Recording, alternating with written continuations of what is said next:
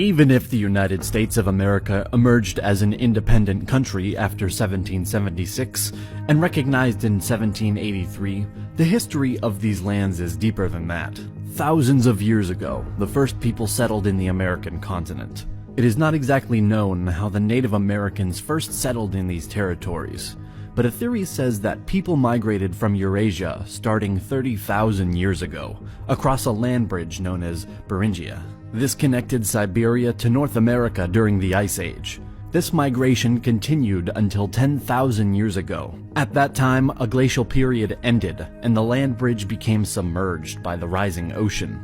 But before we move any further, we want to give a big thank you to Raid Shadow Legends for sponsoring this video. Raid is a brand new RPG game that you will definitely enjoy. The game has an amazing storyline, great looking 3D graphics, incredible boss fights, and PvP battles. You can choose from hundreds of champions to collect and customize as you wish. I personally prefer Ethel because of her great skills and the way she looks. She is not the only awesome champion, but in my opinion you should definitely try her out. Raid is a rapid growing game, attracting more and more players every day. By now, 10 million players worldwide have already downloaded the game in less than 6 months. The game is consistently updated, so you will not get bored playing it. After downloading the game, I can surely say that I am impressed by its quality and graphics. Playing Raid is the most immersive experience you'll find on a smartphone, and it can only really be compared with the biggest PC and console titles. And the best part of all of this, it's totally free.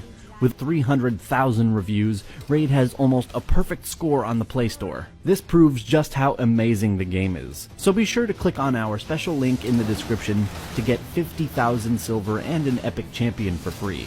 Start your incredible journey now. The early inhabitants were called the Paleo-Americans. In time, they migrated even deeper in Americas, and they formed tribes and nations. They created interesting civilizations, developing their own culture. Among the cultures that existed here, we can mention Adena culture, Iroquois culture, Coles Creek culture, Puebloan culture, and Mississippian culture.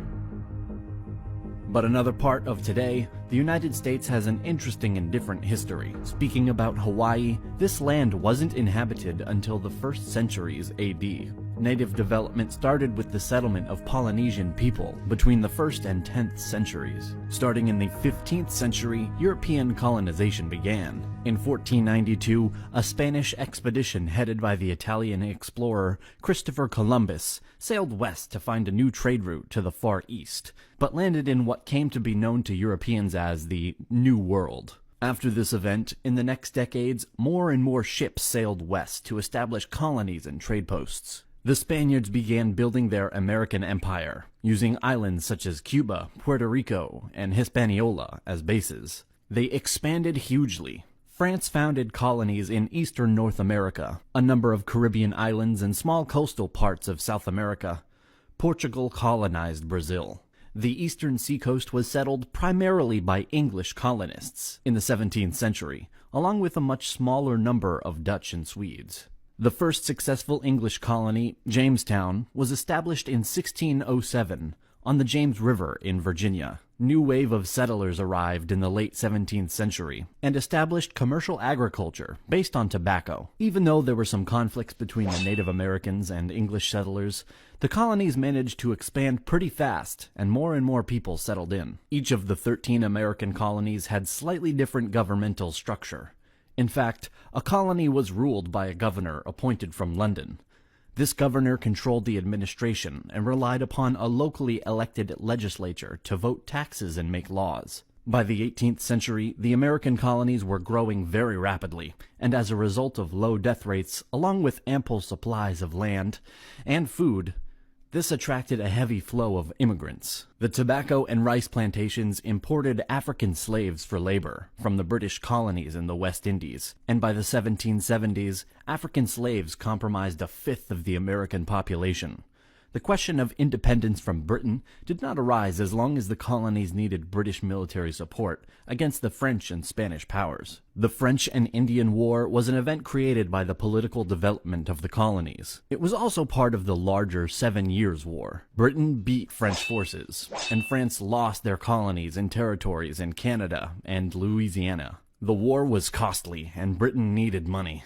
The British Parliament passed the Stamp Act of 1765, imposing a tax on the colonies without going through the colonial legislatures. The issue was drawn. Did Parliament have this right to tax Americans who were not represented in it? Crying, "No taxation without representation."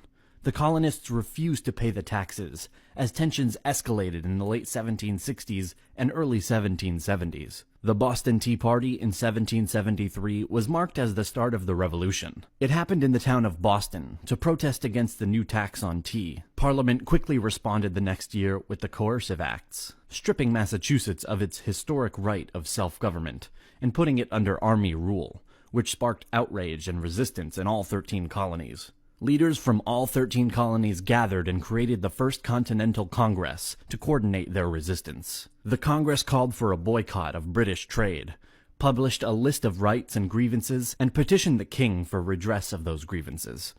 It wasn't about independence at that point, but this appeal had no effect, and so the Second Continental Congress was created in 1775. In order to organize the defense of the colonies against the British Army. The 13 colonies began a rebellion against British rule in 1775 and proclaimed their independence in 1776 as the United States of America. In the American Revolutionary War, 1775 to 1783, the Americans captured the British invasion army at Saratoga in 1777, secured the Northeast, and encouraged the French to make a military alliance with the United States. France brought in Spain and the Netherlands, thus balancing the military and naval forces on each side, as Britain had no allies. General George Washington was an excellent organizer and administrator, who worked successfully with Congress and the state governors, selecting and mentoring his senior officers, supporting and training his troops, and maintaining an idealistic Republican army. The American Revolution was a success, and at the Peace of Paris of 1783,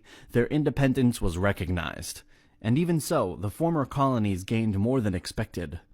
The expansion to the west started, incorporating the Amerindian lands, west of the Appalachian Mountains. A deal was made by the United States President, Thomas Jefferson, in 1803.